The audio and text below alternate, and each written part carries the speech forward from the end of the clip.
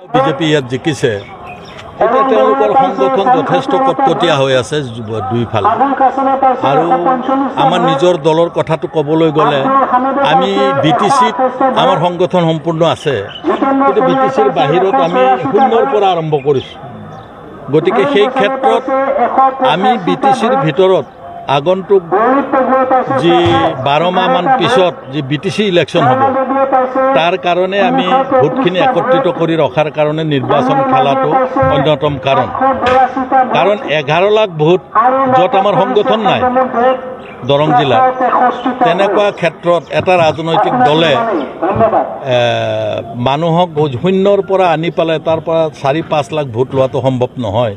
তথাপি মই মঙলদৈত চাইছোঁ আমি যথেষ্ট ভোট পাইছোঁ সাইজেবল ভোট এটা আমি পাইছোঁ আৰু তাত কংগ্ৰেছ দলেও এটা সাইজেবল ভোট পাইছে মঙলদৈত যথেষ্ট ভোট পাইছে কংগ্ৰেছ দলেও তেওঁলোকৰ দলে চিপাঝাৰত কম পাইছে গতিকে মই তাকে কৈ আছোঁ আমি দলগাঁও সমষ্টিত যিটো আশা কৰিছিলোঁ এইবাৰ সংখ্যালঘু যিখিনি লোক সেই সংখ্যালঘু লোকসকলে সৰহ সংখ্যকে কংগ্ৰেছক ভোট দিয়া দেখিবলৈ পোৱা গৈছে এতিয়ালৈকে যিটো ট্ৰেণ্ড গতিকে সেই ফালৰ পৰা তেওঁলোকে দিল্লীৰ লগত কম্পেয়াৰ কৰি বোধহয় তেওঁলোকে ভোট দিয়াৰ কথা চিন্তা কৰিলে আৰু ভোটাৰসকলে এবাৰো নাভাবিলে যে তেওঁলোকৰ প্ৰাৰ্থীগৰাকী 20 বছৰ হাৰিছে এইবাৰো হাৰিব সেই কথাটো নাভাবিলে তাৰমানে পোনপটীয়াকৈ দৰং ওদালগুৰিত কংগ্ৰেছ দলে আমি আগতীয়াকৈ কৈছিলোঁ তেওঁলোকক যে কংগ্ৰেছক আমিও সমৰ্থন দিছিলোঁ AIDFও সমৰ্থন দিছিল তেতিয়াও নিজিকে এতিয়া AIDF কংগ্ৰেছ কোনো নাই তেওঁলোকৰ লগত আপোনালোকে কেনেকৈ জিকিব বুলি কোৱাৰ পিছত তেতিয়া সভাপতিৰ কোনো উত্তৰ নাছিল ভূপেন বৰা ডাঙৰীয়াৰ আৰু অন্য কথাহে কৈছিল যিটো কথাৰ এতিয়া ক'লে কোনো ভেলু নাই সেই সময়ত তেওঁলোকে যিটো কথা কৈছিলে আৰু মাজতে উল্লেখ কৰিছে যে কংগ্ৰেছৰ প্ৰাৰ্থীগৰাকীক তেওঁলোকে প্ৰক্ষেপ কৰা বুলিও মাজতে আমাৰ কমলপুৰৰ বিধায়কগৰাকীয়ে খুব সজোৰে কৈছিল গতিকে তেনেকুৱা যদি হৈছে তেতিয়াহ'লে কংগ্ৰেছে নিজে বিবেচনা কৰা উচিত আছিল যে আমি ইয়াত বিজেপিক পৰাজিত কৰিবৰ কাৰণে মুজিবুৰ ৰহমানে কৈছিলে যে আপোনাক 2 লাখৰ অধিক ভোটৰ ভোটটোৰ মুজিবুৰ ৰহমান নাই মুজিবুৰ ৰহমান বা মই কোনেও আমি ভোটটো ভিতৰত আমি নোসোমাওঁ নিজৰ নিজৰ স্বাধীনতা আছে ভোটটো এতিয়া আমি এই মুহূৰ্তত ওদালগুৰি আৰু মাজবাট এই 4টা সমষ্টিৰ ভিতৰত ওদালগুৰি আৰু মাজবাটৰ আমাৰ বেয়া হোৱা নাই ওদালগুৰি মাজবাট সম্পূৰ্ণ প্ৰতিদ্বন্দ্বিতাত আছে এতিয়াও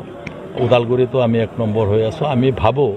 যে এই দুটা সিটত আমি শেষলৈকে 1 নম্বৰ হৈ থাকিম কিন্তু টংলাত যেটো ডিফাৰেন্স আছে টংলাৰ ডিফাৰেন্সটো আমি মিটাব পাৰিম নে নাই হেতু সম্ভৱ আমি এইটো চাব লাগিব গতিকে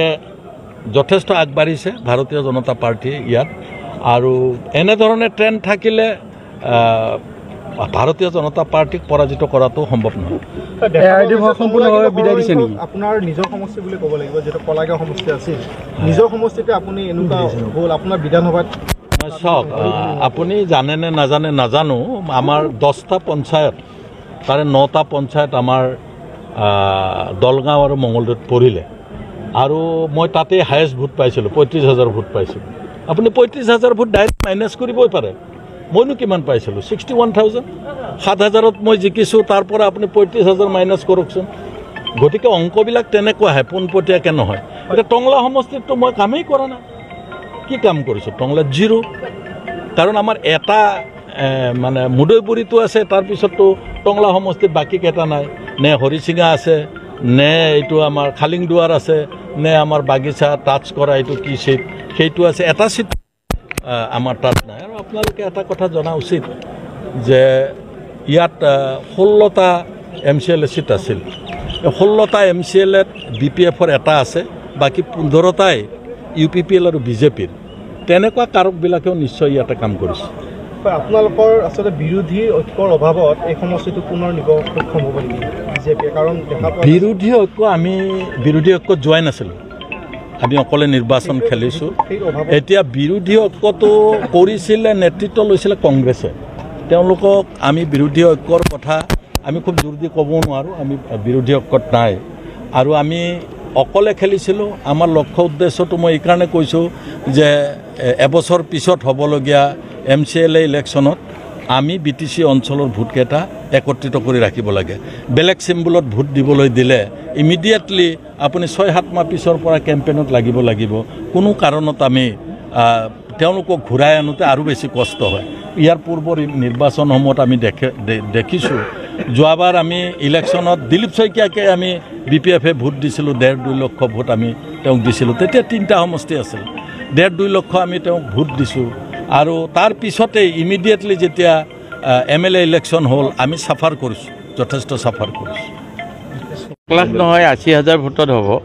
11টা সমষ্টিৰ ভিতৰত 91 প্লাস হৈছে হা 91 লাষ্টত দেখা যাব আছে জমা ভোট আছে ক'বাত এইখিনি দি মিলাই কি হয় তথাপি কেনেকৈ হ'ব কিমান সমষ্টি ছাৰ আশা কৰি আছে মইতো হাৰিবলৈ ইলেকশ্যন খেলা নাই হাৰিম বুলি ক'ম নেকি তথাপি সেইটো ইমপ্লাইড হয় জিকিম বুলি কোৱাটো গতিকে আশা কৰি আছোঁ জিকি যাম কিমানমান ডিফাৰেঞ্চ হ'ব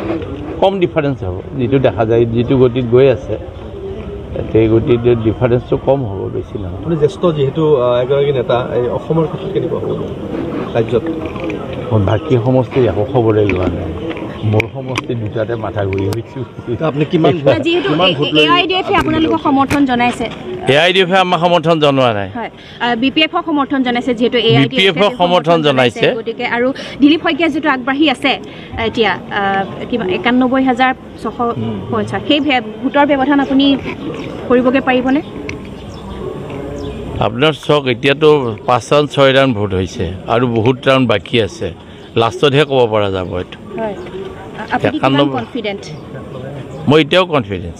কোনকেইটা সমষ্টি লৈছে ছাৰ আপুনি আশা কৰি আছে আমাৰ সমষ্টি মইতো এতিয়া চিপাঝাৰ মঙলদৈ আৰু দলগাঁও যথেষ্ট পিছ পৰি আছে চিপাঝাৰত মই 15,000 ভোটত পিছ পৰি আছোঁ এই 7টা পঞ্চায়ত আমাৰ বেয়া এতিয়া আমাৰ ফালে গৈ আছে বাকীকেইটা 11টা ৰাউণ্ড বাকী আছে আৰু সেই 11টা ৰাউণ্ডৰ পিছতহে ক'ব পাৰিম মই আপোনাক কিমানত বেছি পালোঁ দলগাঁৱতো ভাল ভোট পাওঁ দলগাঁৱত 2,15,20,000 ভোট তাৰপৰা কাটা যায় যি ৰ'ব আৰু দহলি নহ'ব সেই কথা